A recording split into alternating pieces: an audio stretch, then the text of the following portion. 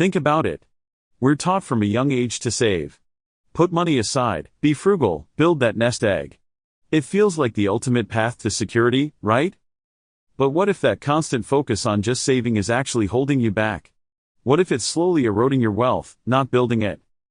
In today's world, inflation is a silent thief. The money you diligently save today will buy less tomorrow. That 2% interest in your savings account? It's likely not even keeping pace with rising costs.